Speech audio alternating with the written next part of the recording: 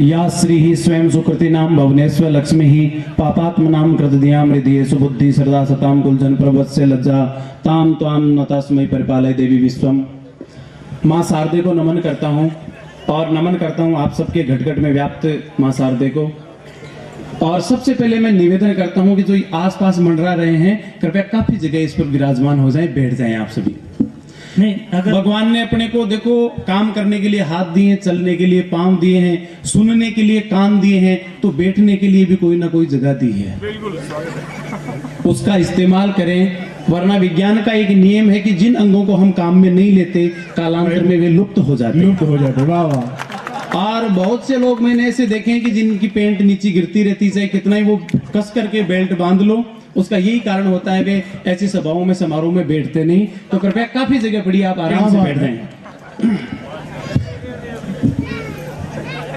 वैसे यहाँ के शुद्ध श्रोता भी है, सीधे श्रोता भी है, लेकिन वो पीछे वाले तो नकटे श्रोता ही है साहब, कहने के बाद भी नहीं बैठ रहे हैं। तो चलो आपके चरणों में मेरा सत सत नमन। मैं मेरी औकात पे आता हूँ, सीधा सीधा अपना काम करता हूँ। डॉक्टर साहबों की कई बात बताइए। वैसे देखा जाए तो आज के इस कवि सम्मेलन को देखा जाए तो ये एक शाम बेटियों के नाम ही होना चाहिए इसका नाम, क्योंकि सभी ने बेटियों पर बहुत अच्छी अच्छी रचनाएं पढ़ी। विपुल जी ने बहुत शानदार अपने काव्य पाठ में बेटियों के बारे में कहा। मेरी बेटी नहीं, सिर्फ 2 बेटे ही हैं, लेकिन मेरे 4 बहनें हैं, तो मैं जानता हूं बेटी क्या होती है। 4 पंक्तियां मैं बेटियों को समर्पित करता हूं कि नेह के सजर लगाती है बेटियां। सजर का मतलब होता है पेड़। नेह के सजर लगाती है बेटियां और नेकियों की दरिया बहाती है बेटियां, और जिल्लतें लाख सहकर भी घर को घर बनाती है बेटियां। जिल्लतें लाख सहकर भी घर को घर बनाती है बेटियां। सबसे पहले तो मैं बधाई देना चाहूंगा जीएस कोचिंग सेंटर को और रिद्धि सिद्धि विनायक नवयुवक मंडल को, और साथ ही बहुत बहुत साधुवाद देना चाहूंगा भाई विपुल जी का और भाई मगराज सारण का, जिन्होंने हमें आपसे मिलाया, आपसे हमें मिलाया। मैं सिक्कर से आया हूं, आप सभी को पता है कि शिक्षा के क्षेत्र में सिक्कर है जो सबसे आगे है। यहाँ के बच्चे भी हमारे सिक्कर में पढ़ने को खूब स्कूलों में जाएंगे, हॉस्टलों में जाएंगे, लेकिन फिर भी अगर आपके कस्बे में जीएस कोचिंग सेंटर जैसे चल रही है, मैंने अभी वहां पर रेस्ट के दौरान देखा, बहुत अच्छी व्यवस्थाएं, बहुत अच्छे शिक्षक, तो मैं दावे के साथ कहता हूं कि आपके बच्चों को पलायन नहीं करना पड़ेगा, बहुत अच्छा परिणाम रहेगा, क्योंकि यहाँ पर जीएस कोचिंग सेंटर जैसी संस्था चल रही है। तो एक बार इनके सम्मान में जोरदार तालियां बजाएं आप सभी। मैं सीधी सीधी मैं मेरी बात बताऊं साहब, चारण हूं, चारण लिखा करते थे वीरस की कविता। ये सभी लोग कहते हैं बोला चारण होकर के वीरस की कविता क्यों नहीं लिखते, आप हास्य के कवि क्यों हो? तो मैंने कहा चारण लिखते थे डिंगल की कविता। मैं वैसे डिंगल की कविता लिखूं तो आपके समझ में ही नहीं आती। बोला यार कविता हो समझ में क्यों नहीं आएगी? मैंने कहा मैं सुनाता हूं, समझ में आया तो बताना। मैंने सुनाया कि दम चक्कर चक्कर लगे लचक्कन कौल मचक्कन तौल कड्यो पकर आलन भार को भी कुरताल निवाल का पालन साल बढ़ो उगमकी बिलोचन संग डुले जगमगी कृपालन अग्गी जरी बज खलत बल्लन हलो जलन धूमि हमलन भूमि धरी जी धूमि हमलन भूमि धरी। कविता समझ में आई क्या? नहीं समझ में आई तो धुन तो समझ में आ रही थी, धुन के लिए ताली बजाओ एक बार। अब ऐसे प्राण भी वो कविता लिखते तो मैं तो साफ कविता लिखी नहीं जाती। मैं शेखावाटी में वो माहौल ऐसा, जैसे आप पाकिस्तान के पड़ोस में, हम हरियाणा के पड़ोस में हैं, और हरियाणा खतरनाक राज्य है, हरियाणा के पड़ोस में शेखावाटी, तो माहौल ही पूर्णतः हास्य का रहता है। वो एक पड़ोसी हमारे गांव में पड़ोसी के घर गया, बोला तेरी कुल्हाड़ी देना। उसने कहा मेरी कुल्हाड़ी तो है ही नहीं, मेरे तो कुल्हाड़ी है ही नहीं, जबकि कुल्हाड़ी सामने आराम से टंगी पड़ी थी, दिख रही थी कुल्हाड़ी, फिर भी मना कर दिया कि मेरे तो कुल्हाड़ी है ही नहीं। तो वो चला गया कि कोई बात नहीं, तू नहीं देगा तो दूसरे पड़ोसी से ले आएंगे। वो दूसरे पड़ोसी के पास गया, पास में छोरा बैठा था, उसने पूछ लिया, बोले बापू तूने पड़ोसी धर्म नहीं निभाया, अपने कुल्हाड़ी सामने बिल्कुल सामने टंगी हुई है, फिर भी तूने इस पड़ोसी को मना कर दिया कि कुल्हाड़ी है ही नहीं। अरे बोला साले का लखनी मना करने लायक है। इसने भी एक बार मेरे को मना किया था। बोला बापू किसके लिए? बोला तेरी बड़ी वाली दीदी की शादी थी ना, उसको चढ़ा हुआ था मलेरिया, मलेरिया की स्थिति में स्नान करा नहीं सकते, बारात आ गई, दूल्हा तोरण पर खड़ा, अब बिना स्नान कराए फेरे कैसे कराएं? तो मैं इसके घर गया कि देख मेरी छोरी को तो मलेरिया हो रखा है, फेरे फेरे में तेरी छोरी को भेज दे, जियो जियो, फेरे फेरे में तेरी छोरी को भेज दे, फेरे तेरी छोरी के साथ दे देंगे, विदा मेरी छोरी को कर देंगे। ये साला उस दिन छोरी के लिए मना कर दिया, तो आज मैंने कुल्हाड़ी के लिए मना कर दिया। बापू ने बोला, वो बापू को छोरे ने बोला बापू एक बात बता, इस पड़ोसी ने तो मना कर दिया, फिर दीदी के फेरे कैसे कराए? अरे बोला कैसे कैसे कराए? थोड़ी देर घूंघट निकाल के तेरी माँ को बैठाया। गांव का माहौल ये ज्यादा भाषा उत्पन्न हो ही नहीं सकता। वो हमारे गांव में एक लड़की की शादी, तो लड़की वाले ने लड़के वाले को कहा, बारात वाले को, भाई बारात लेके आए तो तेरी मर्जी की चीज चाहे जैसी लेके आ जाना, लेकिन एक ध्यान रखना, डीजे में देवी देवताओं के भजन मत चला देना। आजकल सुनो तेजा जी रे और दारू पिए हुए छोरे नाच रहे हैं। अब तेजा जी के दारू का क्या मामला है? फिर भी ना बोले देवी देवताओं के भजन मत चलाना। उसने पूछ लिया, बोले देवी देवताओं के क्यों नहीं चलाना? बोले मेरे घर वालों में देवी देवता का भाव आ जाता है, जिसका भजन सुन ले उसका ही भाव आ जाता है। तू भजन चला दिया, देवता का भाव आ गया तो हमारी तो शादी का सत्यानाश हो जाएगा। बोला ठीक है साहब। डीजे ले आए, बारात आ गई, दूल्हा तोरण पर खड़ा है, लेकिन डीजे वाले को मना करना भूल गए, भाई देवता के भजन नहीं चलाना। अब देखना मजा क्या आता है। सासू टीकने के लिए खड़ी है दूल्हे को, और उसको लगाना चाहिए था वो कि तोरे आया राइबर थरे हेरे का प्याराज की जो सिरधार बनी ने कामन कूण करया चाराज। लेकिन उसकी तो आदत पड़ी हुई, डीजे वाले ने लगा दिया कि 64 जोगणी है देव के देवड़िए रमजा, घूमर घालनी है देव के देवड़िए रमजा।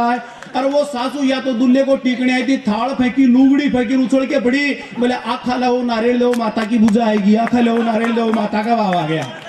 अरे हरि राम जैसे किसी शाने आदमी ने जाके बोला दूसरा लगा, दूसरा। उसने क्या तुरंत बैरू जी का लगा दिया। रिंगस में बैरू जी थारो देवरो रे, थारी धजा तो परू के आसमान रे मुशाने बैरू। और वो दुल्हन का बाप उछल के पड़ा, आखा ले वो नारियल ले बैरू जी का भाव आ गया, आखा ले वो नारियल ले बैरू जी का भाव आ गया। फिर बोला दूसरा लगा, दूसरा। उसने क्या तुरंत हनुमान जी का लगा दिया। है हंसने की बात नहीं, मजा ही अब की बार आया। जैसे उसने हनुमान जी का भजन लगाया कि घुमा दे मारा बालाजी थारो गमर गमर घोटो, और अब की बार हुआ काम खोटो, वो दुल्ला उछल के पड़ा घोड़ी से। क्या बात। बोला हट, तुम कौन होते हो मेरी शादी करने वाले? मैं तो बाल ब्रह्मचारी हूँ। आखा ले वो नारियल ले हनुमान जी का भाव आ गया। अजीब स्थितियां हो जाती, आदत छूट ही नहीं सकती उसकी। डीजे वाले की आदत थी। वैसे दो जने होटल पर गए, बोले भाई साहब एक चावल की प्लेट लेना। वेटर ने लाके दोनों के बीच में चावल की प्लेट रख दी। अब उनका चावल खाने का बड़ा अद्भुत तरीका, एक जने ने मुंह फाड़ा, दूसरा चावल की चम्मच भर के दूर से मुंह में फेंके। 2-4 चावल के दाने मुंह छू के लग जाए तो चम्मच से साफ करे, फिर दूर से मुंह में फेंके, फिर प्लेट में से ले, फिर दूर से फेंके, फिर मुंह से साफ करे, फिर पूछे। मैं पास में बैठा, पूछ लिया भाई साहब चावल खा रहे हो मजे ले रहे हो? अरे बोला भाई साहब खा तो चावल ही रहे हैं, पर हम तो कारीगर हैं जो लिपाई की प्रैक्टिस भी साथ ही कर रहे हैं। क्या बात है, आदत छूट ही नहीं सकती। वो एक दुल्हे की बंदोरी निकाल रहे थे साहब गांव में, दुल्हे की बंदोरी निकाल रहे थे और दुल्हे को रस्सियों से घोड़ी के ऊपर बांध रखा। अरे मैंने पूछ लिया भाई साहब इसकी झांकी निकाल रहे हो बंदोरी निकाल रहे हो? अरे बोले निकाल दो बंदोरी रहे, लेकिन इसके लखनों से झांकी बन गई। मैंने पूछ लिया इसके लखन कैसे? बोले ये शादियों में पैसे चुगता है इसलिए बांध रखा है, कहीं दुल्ला बना उतर करके न चुगने लग जाए। आदत छूट ही नहीं सकती आदमी की। अजीब सी स्थितियां हो जाती है। क्या बात बताऊं, एक बार रात को 2 बजे मैं कवि सम्मेलन से घर पे पहुंचा। रात को 2 बजे कवि सम्मेलन से घर पे पहुंचा। मेरी घरवाली देख रही थी शोले फिल्म देख रही थी। छोरे को मारा एक थप्पड़, बोले बदतमीज, सुबह 7 बजे उठ के स्कूल में जाना, चुपचाप सो जा। छोरा रजाई में आराम से सो गया, लेकिन पट्टा औलाद मेरी रजाई को थोड़ा सा ऊंचा करके अंदर बैठा बैठा फिल्म देख रहा, आराम से अंदर बैठा बैठा फिल्म देख रहा। वो शोले फिल्म देख रही, मैं चला गया। मेरे को भी शोले फिल्म बड़ी अच्छी लगती है। मैंने कहा देख कवि सम्मेलन से जगा हुआ आया हूँ, लेकिन नींद आ रही है, फिर भी मेरी इच्छा है फिल्म देखूंगा। तो ऐसा करके चाय बना के ला ताकि मेरी नींद उड़ जाए। वो चाय बनाने चली गई, छोरा आराम से रजाई में बैठा बैठा फिल्म देख रहा है। मैंने देखा छोरा सो गया होगा, मैं भी शोले फिल्म देखने लगा। और वो देखते देखते धीरे धीरे वो गब्बर सिंह की फीलिंग आने लगी मुझ में। वो गब्बर सिंह की आत्मा धीरे धीरे मेरे में घुसने लगी। इतने में वो चाय बना के लेके आए तो उसकी पायल बज रही थी छम छम छम, और वो गब्बर सिंह की आत्मा मेरे में घुसी पड़ी थी। मैंने देखा छोरा सो गया होगा। वो जैसे मेरे सामने ट्रे लेके आई, मैंने भी कह दिया अरे यही छमिया, अरे यही छमिया जरा 2-4 ठुमका हमका भी दिखाई दो। अरे ए छमिया जरा 2-4 ठुमका हमका भी दिखाई दो। अरे मुझे क्या पता वीरू की आत्मा छोरे में पहले घुसी पड़ी है। मुझे क्या पता वीरू की आत्मा छोरे में पहले घुसी पड़ी है। रजाई फेंक के उछल के बोला बसंती इस कुत्ते के सामने मत नाचना। एक बार जोरदार तालियां बजा दीजिए भाई गजेंद्र जी कविया के लिए। राम जी ने, मगराज जी बहुत अच्छा लिखते हैं, आपके गांव का नाम रोशन करते हैं। मगराज ने फोन किया, विपुल जी ने मुझे फोन किया, बोले कवि सम्मेलन में आना है, वो जहरीला जी आएंगे, हरिराम आएगा। अब मैं सोच रहा यार जहरीला जी से मिलेंगे, हरिराम से मिलेंगे। अब आदमी जैसा सोचता है, सोते सोते रात को सपना भी वैसा ही आता है। मैं इसे सोचते सोचते सो गया, अचानक मुझे सपना है कि हरिराम भी मर गया, जहरीला जी भी मर गए। और मैं भी मर गया। तीनों मरने के बाद यमराज जी के पास पहुंचे। यमराज जी ने सबसे पहले मेरा नंबर लगाया। चित्रगुप्त जी को बोला, देख रहे भाई पानडे में इसका क्या क्या हिसाब है, उसके हिसाब से इसको सजा देनी है। चित्रगुप्त जी ने देख के बोला इसका एक 80 साल की बुढ़िया से ब्याह करो मेरा। और मैंने कहा भगवान, नया गोरा चिट्टा छोरा 80 साल की बुढ़िया से विवाह, मैंने क्या अपराध किया था? बोला बेटा तूने बचपन में एक चिड़िया मारी थी।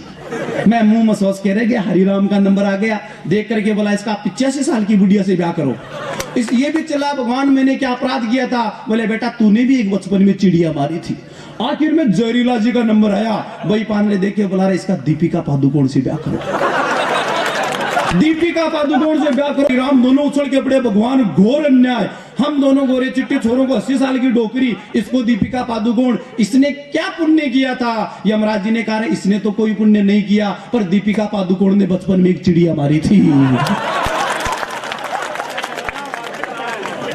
अजीब अजीब स्थितियां होता है साहब, क्या बात बताऊं आपको। वो एक मध्य प्रदेश का कवि, मध्य प्रदेश का एक कवि, पटवारी जी कहाँ है? वो पटवारी जी के पीछे कुत्ता लग गया साहब गांव में।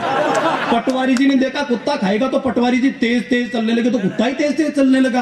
तो पटवारी जी भागे तो कुत्ता भी भगा, पटवारी जी और तेज भगे तो कुत्ता और तेज भगा। आखिर में पटवारी जी एक चबूतरे पर चढ़ गए, पैंट के वो ऊंचे करके बोले बेटा तू रहा कुत्ता का कुत्ता ही, तेरे एक भी का जमीन में नाम होती तो बताता पटवारी के पीछे भागने का क्या नतीजा होता है। अजीब स्थितियां हो जाती है साहब। वो क्या क्या बात बताऊं, मध्य प्रदेश का एक कवि मेरे गांव आया हुआ था। मैं थ्रेसर से बाजरा निकलवा रहा था। आपके यहाँ बाजरी होती है, हमारे उधर बाजरा ज्यादा होता है। बाजरा निकलवा रहा था। मध्य प्रदेश के कवि ने उस बाजरे को यूं हाथ में उठाया, मुंह में डाला, खाया और बोला ये क्या है? मैंने कहा ये बाजरा है, हमारे राजस्थान का प्रमुख खाद्यान्न है, प्रमुख खाद्यान्न है ये। और वो खा के बोला यार ये तो कच्चा ही स्वाद लगता है, एकमात्र अनाज बाजरा ही होता है जिसको अपन कच्चा भी खा सकते हैं, बड़ा स्वाद लगता है। बोले यार ये तो कच्चा ही स्वाद होता है, क्या तुम इसको कच्चा ही खाते हो? मैंने कहा नहीं, इसको कच्चा नहीं खाते, हम पहले ऊखड़ में डालते हैं, थोड़े से पानी के छींटे देते हैं, थोड़ी देर बाद में नम हो जाता तो मूसड़ की चोट मारते हैं, इसकी लूकशी निकालते हैं, फिर हांडी में डालकर इसका खींच बनाते हैं। और बोला तुम कितने दुष्ट आदमी हो, ये बाजरा कच्चा ही इतना स्वाद लगता है, फिर भी बेचारे को तुम मारते हो। ये बाजरा तो ऐसे खूब स्वाद लगता है, तुम इसको मारते हो। ये बाजरा तो कच्चा ही बहुत स्वाद लगता है, तुम इसके साथ अन्याय और अत्याचार करते हो। ऐसे करते करते बेटा 1.5 किलो बाजरा खा गया। ऐसे करते करते 1.5 किलो बाजरा खा गया। अब रात को तो सो गया, अब सुबह लेकर के डबल आई डोली के नीचे जाके बैठा। रात का 1.5 किलो बाजरा खाया हुआ, सुबह 1.5 घंटे तक अथक प्रयास करता रहा, लेकिन कोई परिणाम नहीं आया। हालत हो गई खराब, बाजरा कब्जे करता है साला। 1.5 किलो बाजरा खाया हुआ, 1.5 घंटे तक अथक प्रयास करता रहा, लेकिन कोई परिणाम नहीं आया। तो चेहरा एकदम लाल चुट, पसीना आ रहा, आंखें निकल निकल के बाहर गिर रही, और पसीना पोंछते हुए बोला अरे भाई गजेंद्र, अरे भाई गजेंद्र तेरी इस बाजरे की तो लखनी ठुकड़े लाई की है। अजीब स्थितियां हो जाती है साहब। ऐसे वो मध्य प्रदेश के आनंद आ रही क्या? एक बार तालियां बजा दो, फिर जोरदार सा खोल दो वातावरण को। ऐसे ही उस मध्य प्रदेश वाले कवि ने कह दिया, बोला यार अब की बार अपने सावन तो खूब बरसा, लेकिन भादोई में बरसात नहीं हुई ना, तो बिल्कुल फसलें सूखी हुई थी। ऐसे वातावरण को देख के उसने कहा यार राजस्थान कोई राज्य है क्या? यहाँ तो देखो बिल्कुल सूखा, कोई हरियाली नहीं है, वरना हमारा मध्य प्रदेश देखो कल कल करती नदियां बहती हैं, चारों तरफ हरियाली हरियाली होती है, हमारे महाकाल शिव है। मैंने कहा तेरे हरियाली होगी, सब कुछ होगा, महाकाल शिव होगा, लेकिन बेटे तेरे महाकाल शिव का श्रृंगार किससे करते हो तुम? उसने कहा कि महाकाल शिव का श्रृंगार तो चिता की भस्म से होती है, या आंकड़े के फूलों से, या बिल्व पत्रों से होती है। मैंने कहा नहीं, महाकाल शिव का श्रृंगार होता है कटे हुए नरमुंडों से। और कटे हुए नरमुंड भी वो नहीं जो एड्स, टीबी या कैंसर जैसी बीमारी से मर जाते हैं, या सुसाइड आत्महत्या करके मर जाते हैं, वह उन्हीं सिरों से श्रृंगार करते हैं, अपना उन्हीं सिरों से श्रृंगार करते हैं जो युद्ध में लड़ते हुए वीर गति को प्राप्त हो जाते हैं, और वो हम करते हैं, वो हम करते हैं। उसने कहा कि तुम कैसे करते हो? 4 पंक्तियां सुनना और उसके बाद में बताना कि राजस्थान क्या है। पिछले दिनों एक केंद्र सरकार का मंत्री आया था, झुंझुनू में बड़ी बदतमीज टिप्पणी करके चला गया कि राजस्थान के लोग ज्यादा सेना में इसलिए हैं क्योंकि राजस्थान में अकाल पड़ता है, अनाज कम होता है, तो भूख के मारे अपनी बेरोजगारी को दूर करने के लिए सेना में जाते हैं। राजस्थान के लोग ऐसे नहीं होते। तब मैं 4 पंक्तियां कहता हूं कि क्या है राजस्थान, कैसे हम श्रृंगार करते हैं उसका, भगवान शिव का। मैंने कहा कि कम होता खाद्यान्न यहाँ पर कहां फूल भी खिलते हैं, कम होता खाद्यान्न यहाँ पर कहां फूल भी खिलते हैं, और सदा नीरा भी एक नहीं है। सदा नीरा यानी हमेशा बहने वाली नदी, अपने लूणी है वो भी चौमासे में बहती है तो बहती है, वरना न भी बहे। कि कम होता खाद्यान्न यहाँ पर कहां फूल भी खिलते हैं, और सदा नीरा भी एक नहीं है। निर्झर, निर्झर का मतलब होता है झरना। कम होता खाद्यान्न यहाँ पर कहां फूल भी खिलते हैं, सदा नीरा भी एक नहीं है। निर्झर कहां उपनते हैं, फिर भी कुछ तो होगा कि मेरी मिट्टी जानी जाए। अरे महाकाल की मुंडमाल में शीश यहीं से मिलते हैं, महाकाल की मुंडमाल में शीश यहीं से मिलते हैं। अपना राजस्थान के लोग ऐसे आदमी है कि अपन चुपचाप भी बैठे रहे तो अपने आप पता चल जाता है कि यह आदमी राजस्थान का है। श्रोता देखो सारे जीवंत, लेकिन एक वो भाई जी ने मोबाइल से वीडियो बनाए टीका ठाका लगा करके, बड़ा जीवंत आदमी, पूरा मजा ले रहा है। ये वीरस की कविताओं पर भी हंसता है। ऐसा श्रोता मैंने नहीं देखा। नमन करता हूं इसकी भावनाओं को। जय हो आपको। फानी जी ने बताया वो रजाई छोटी है, शरीर वो शहर। ये गजले में एक अजीब चीज होती है साहब, गजले में बड़ी अजीब चीज होती है। वो दुष्यंत गजल के बहुत बड़े भी, उन्होंने लिखा कि यहाँ दरख्तों के साये में धूप लगती है। क्या बात, यहाँ दरख्तों के साये में धूप लगती है। वो बिल्कुल बोड़ा बावड़ा आदमी था। अरे वो छंगाई की भी पेड़ के नीचे बैठ गया होगा। क्या बात, क्या बात है। अजीब इस तरह गजलें तो चीज ही एक अलग चीज होती है साहब। निवेदन करो, अपना राजस्थान के आदमी चुपचाप भी बैठे रहे तो कैसे पता चलता है कि ये आदमी राजस्थान का है। छोटी सी कविता सुनाता हूँ, बहुत मजा आएगा। क्या है राजस्थान के लोग कि मैं बस में जा रहा था, मूंगफली खा रहा था और जगजीत सिंह की गजल गुनगुना रहा था। बस में जाना, मूंगफली खाना और गजल गुनगुनाना, तीनों काम याद रखना। बस में जा रहा था, मूंगफली खा रहा था और जगजीत सिंह की गजल गुनगुना रहा था। तो पास की सीट वाले ने कहा भाई साहब, पास की सीट वाले ने कहा भाई साहब राजस्थान के रहने वाले हो क्या, मंच पर उल्टी सीधी कविताएं कहने वाले हो क्या। मैंने कहा भैया तुझे कैसे पता चला, मैंने कहा भैया तुझे कैसे पता चला। तो उसने कहा भैया मुझे ऐसे पता चला तुम इस गजल को कव्वाली की तरह गा रहे हो। उसने कहा भैया मुझे ऐसे पता चला तुम इस गजल को कव्वाली की तरह गा रहे हो और सामने वाली लेडीज सवारियों को देखकर दाने फेंक रहे हो और छिलके खा रहे हो। रोग नंबर मिल जाता है साहब। एक व्यंग्य रचना सुना करके मैं अपना स्थान ग्रहण करूंगा। व्यंग्य में दिमाग की तमाम खिड़कियां खुली रखना। व्यंग्य बड़ी बारीक पैनी बुद्धि से वो समझ में आता है। बहुत प्यारी चीज, शानदार व्यंग्य जिससे मेरे को खूब आनंद आया लेकर के भी। वाकई में ऐसा भी लिख सकता हूँ क्या। पटवारी जी का शौक की समझ माजी। एक बिल्ला, बिल्ला तो जानते हो नहीं, वो बिल्ली का मोटियार।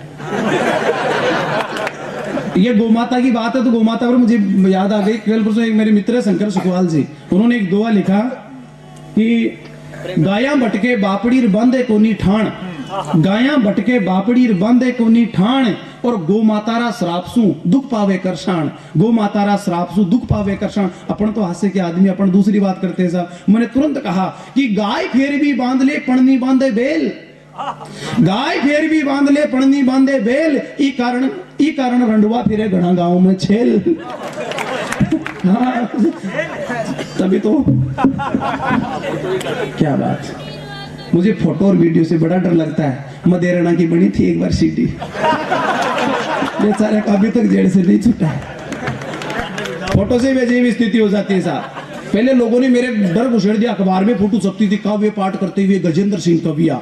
हरिराम ने जलन के मारे कह दिया बोला ये क्या है साले, तेरी फोटो अखबार में छपी, कल ये हलवाई के पास जाएगा अखबार, हलवाई उस पर जलेबी डालेगा, ग्राहक को दे देगा, ग्राहक जलेबी खा लेगा, अखबार को फेंक देगा, फिर तेरी फोटो को कुत्ते चाटेंगे। तो फेंके डरो हो। और साहब मैंने कहा बड़ी अजीब स्थिति। लेकिन एक बार मेरी आत्मा को शांति ने पुष्कर गया हुआ था। पहले दिन कवि सम्मेलन के दूसरे दिन अखबार में न्यूज छपी। वो ही अखबार वैसे हलवाई के पास पहुंचा। हलवाई ने वैसे जलेबी डाली, 2 अंग्रेजनियां थी, 2 अंग्रेजनियां थी। उन्होंने जलेबी खाई। अब उनको पता नहीं जलेबी क्या करने की होती है, आराम से चाट रही थी उसको। उसके बाद मुझे डर भी नहीं लगता। खींचो भाई फोटो को, खींचो। फोटोग्राफर में चीज बड़ी अजीब होती है। तो ये जो तुम फोटो खींच रहे हो, अखबार, ये क्या है फोटोग्राफर, आपको समर्पित करता हूं कि ये जो तुम फोटो खींच रहे हो, माँ कसम हृदय कली को सींच रहे हो। पर एक बात बताओ भाई साहब, एक हाँ क्यों मीच रहे हो। क्या बात, क्या बात। डायरेक्ट काव्य मेरी कविता सुनाता हूँ। कि एक बिल्ला एक गांव में रहा करता, एक बिल्ला एक गांव में रहा करता, आसपास की गलियों से जूठे बर्तन चाटा करता। एक बिल्ला एक गांव में रहा करता, आसपास की गलियों से जूठे बर्तन चाटा करता। बिल्ले का परिवार एक बहुत ही गरीब परिवार था, लेकिन बिल्ला दुनियादारी में बड़ा होशियार था।